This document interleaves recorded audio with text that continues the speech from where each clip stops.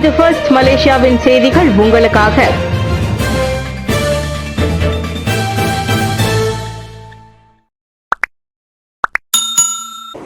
Google நிறுவனத்திற்கு அபராதம், ஐரோப்பிய ஒன்றியத்திற்கு ட்ரம்ப் எச்சரிக்கை. உலகின் முன்னணி இணைய தேடுபொறி நிறுவனமான கூகுள் அமெரிக்காவை தலைமையிடமாக கொண்டு செயல்படுகிறது.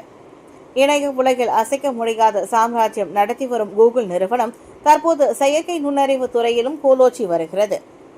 இதற்கிடையில் விளம்பர தொழில்நுட்ப சந்தைக்கு பயனர்களின் தரவுகளை கூகுள் நிறுவனம் தவறாக பயன்படுத்தியதாக புகார்கள் எழுந்துள்ளன. அதன் அடிப்படையில் கூகுள் நிறுவனத்திற்கு ஐரோப்பிய ஒன்றியம் 2.95 யூரோ, சுமார் இந்திய ரூபாயில் 30,000 கோடி அபராதம் விதித்தது. இந்த நிலையில் ஐரோப்பிய ஒன்றியத்திற்கு நடவடிக்கை அமெரிக்க அதிபர் டொனால்டு ட்ரம்ப் கடும் எதிர்ப்பு தெரிவித்துள்ளார். இதுகுறித்து சமூக வலைதளத்தில் அவர் வெளியிட்டுள்ள பதிவில், ஐரோப்பிய ஒன்றியத்தின் அபராதம் நியாயமற்றது. இதுபோன்ற பாரபட்சமான நடவடிக்கைகளை எனது நிர்வாகம் ஒருபோதும் அனுமதிக்காது. அமெரிக்க நிறுவனங்களுக்கு எதிராக விதிக்கப்படும் நியாயமற்ற அபராதங்களை ரத்து செய்யவில்லை என்றால் கடுமையான பதில் நடவடிக்கைகளை எடுப்பேன் என அவர் எச்சரித்தார். உள்ளூர் அரிசி விற்பனை சரிவு துல்லியமான ஆய்வு செய்யப்படும். சந்தையில் தற்போது உள்ளூர் அரிசி விற்பனை சரிவு கண்டிருப்பதால் அது குறித்து விவசாயம் மற்றும் உணவு உத்தரவாத அமைச்சு துல்லியமான ஆய்வை மேற்கொள்ளும். இறக்குமதி செய்யப்பட்ட அரிசி விலையுடன் ஒப்பிடும்போது உள்நாட்டு அரிசியின் விலை அதிகம் வேறுபடாததால் இப்பிரச்சினை ஏற்பட்டுள்ளதாக அதன் அமைச்சர் டத்துஸ்ரீ முகமது சாபு தெரிவித்தார். அரிசி தற்போது ஒரு பிரச்சனையாக உள்ளது. ஏனெனில் அது மிகவும் மலிவானது மற்றும் இறக்குமதி செய்யப்பட்ட அரிசியுடன் போட்டி நிலவுகிறது. எனவே இந்த அரிசி குறித்து நாங்கள் ஒரு ஆழமான ஆய்வை நடத்தி வருகிறோம். 26 ரிங்கெட் விலையில் விற்கப்படும் 10 கிலோகிராம் நமது உள்ளூர் அரிசி நன்றாக விற்பனை ஆகவில்லை என்பதே இதற்கு காரணம். உள்ளூர் விலையிலிருந்து வெகு தொலைவில் இல்லாத இறக்குமதி செய்யப்பட்ட அரிசி இருக்கும்போது உள்ளூர் அரிசி மீண்டும் கைவிடப்பட தொடங்கியுள்ளது. எனவே உள்ளூர் அரிசியை வாங்குவதற்கான ஒரு பிரச்சாரத்தை இப்போதே மேற்கொள்ள வேண்டும் என்றார் அவர். சனிக்கிழமை கோத்தபாருவில் மடானி கிராம தத்தெடுப்பு நிகழ்ச்சியை தொடக்கி வைத்த பின்னர் முகமது சாபு செய்தியாளர்களிடம் பேசினார். இந்தோனேசிய ஆர்ப்பாட்டங்களை கவனத்தில் கொள்ள அனைத்து தரப்பினருக்கும் வலியுறுத்து. அண்மையில் இந்தோனேசியாவில் மேற்கொள்ளப்பட்ட ஆர்ப்பாட்டங்களை அனைத்து தரப்பினரும் கவனத்தில் கொள்ளுமாறு கேட்டுக் கொள்ளப்படுகின்றனர். நாட்டின் அமைதி எப்போதும் பராமரிக்கப்படுவதை உறுதி செய்வதில் நிலைத்தன்மையின் முக்கியத்துவத்தை அச்சம்பவம் காட்டுவதாக துணை பிரதமர் டத்துஸ்ரீ ஃபடிலா யூசுப் தெரிவித்தார். இக்கதை முதலில் உண்மையாக இருந்தது, ஆனால் பாதி உண்மைகளாகவும் பொய்களாகவும் பரவியது. அதனால் அது மக்களிடையே கோபத்தை ஏற்படுத்தியது. மக்கள் கோபமாக இருக்கும்போது மக்கள் போராட்டம் நடத்த தொடங்குவார்கள். அமைதியான போராட்டங்கள் அமைதியற்றதாக மாறின என்றார் அவர்.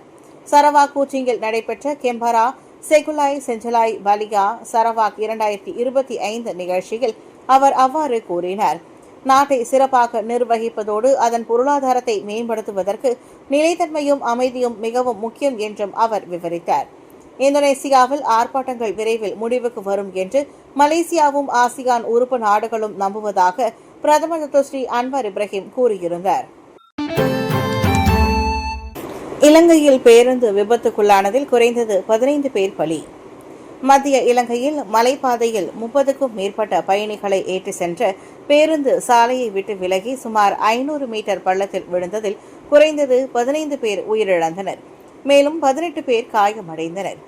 தெற்கு கடற்கரை நகரமான தங்கல்லேயில் இருந்து இலங்கையின் தலைநகர் கொழும்புவிலிருந்து கிழக்கே சுமார் 200 கிலோமீட்டர் தொலைவில் உள்ள ஒரு சிறிய நகரமான எல்லாவுக்கு நகராட்சி தொழிலாளர்களுடன் சுற்றுலா மேற்கொண்டு திரும்பிக் கொண்டிருந்த போது இச்சம்பவம் நிகழ்ந்தது.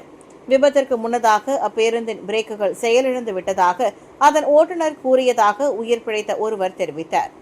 அப்பகுதியில் உள்ள கிராம மக்களும் கிட்டத்தட்ட 200 ராணுவ வீரர்களும் மீட்பு பணிகளில் ஈடுபட்டனர். காயமடைந்தவர்கள் அருகில் உள்ள மருத்துவமனைகளுக்கு கொண்டு செல்லப்பட்டனர். மேலும் பலரின் நிலைமை கவலைக்கிடமாக இருப்பதாக உள்ளூர் ஊடகங்கள் தெரிவித்துள்ளன.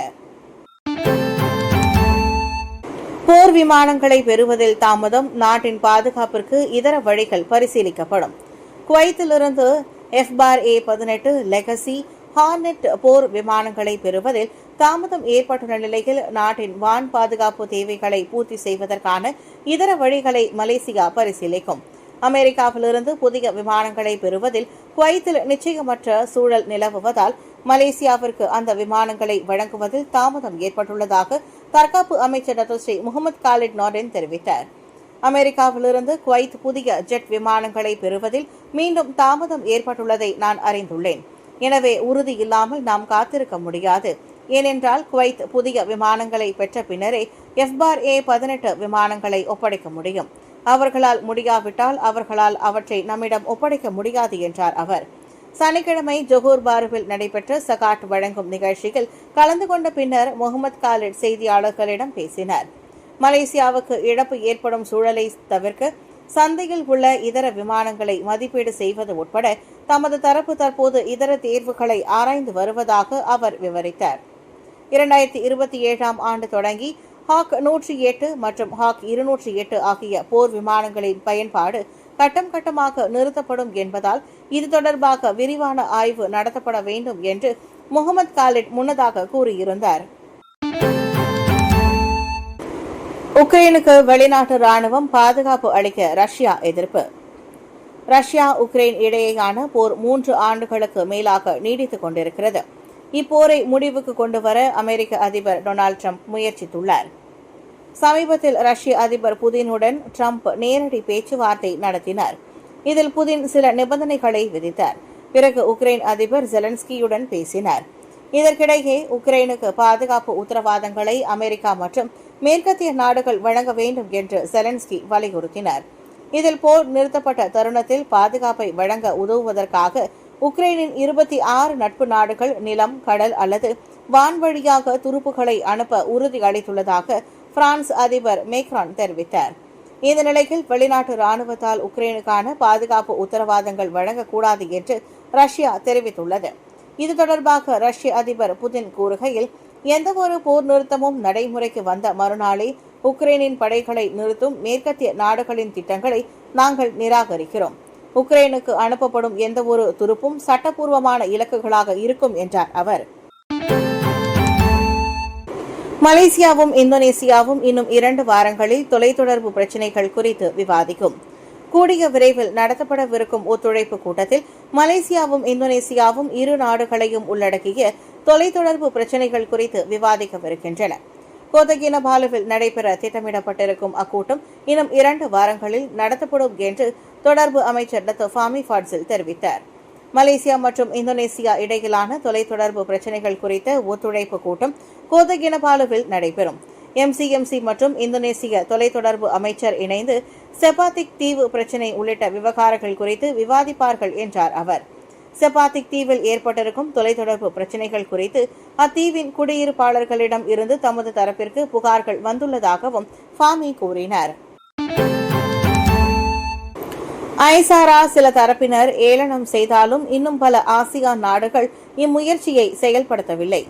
மக்களுக்கு விநியோகிக்கப்படும் ரஹ்மா அடிப்படை உதவித்தொகை ஐசாராவை சில தரப்பினர் ஏளனம் செய்வதோடு வழங்கப்படும் தொகையை சிறிதாக கருதினாலும் இன்னும் பல ஆசியான் நாடுகள் இம்முயற்சியை செயல்படுத்தவில்லை.